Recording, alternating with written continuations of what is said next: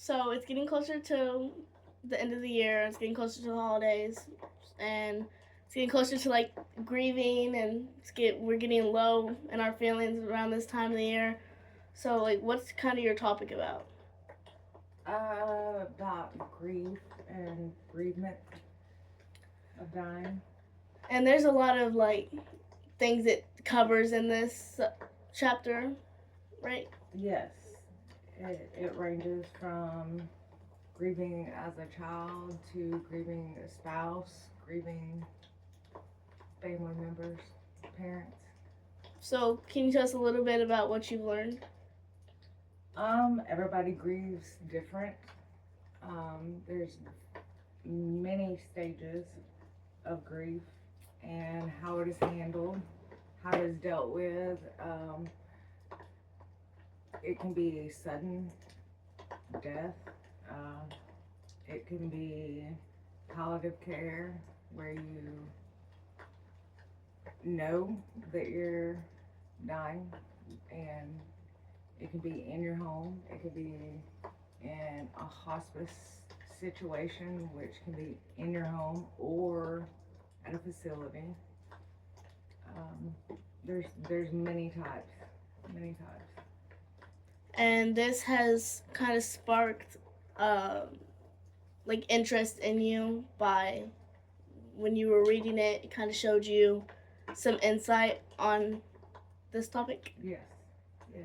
Um, you really just never know.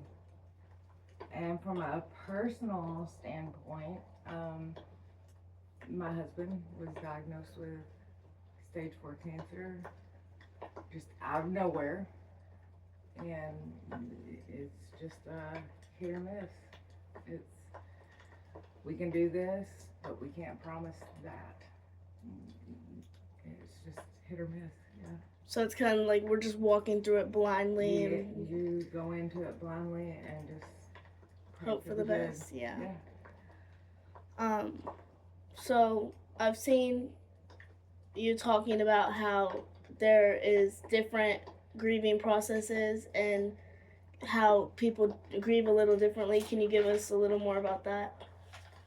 Well, like children, there are different stages in children.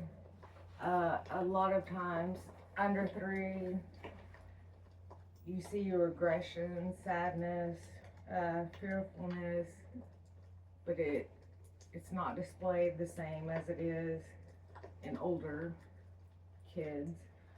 Uh, with death in parents, like you've hopefully most people get that time with their parents, and it's sad that they are at a loss, but they also find comfort in knowing that they lived a good life. They have school age children and adolescents. They're different. Adolescents show more depression, delinquent behavior. They kind of lash out instead of that's how they show. Because they kind of want to be heard. Yes, they want to be Yeah. heard, but they don't know how To express heard. it. Yeah, or express it. Um. So that it kind of most of kind of what I'm getting from it is it kind of hits you suddenly most of the time, and sometimes it just comes out of nowhere, and you're just expected to handle it, Yeah. and there's like no kind of instructions on how to handle it. That's why everyone handles it differently. Yes, there's no guide to life and death. There's really not. I mean, like I said, it could be real quick, or it can, you're dying and you have to take all the steps and plan and just kind of sit through it.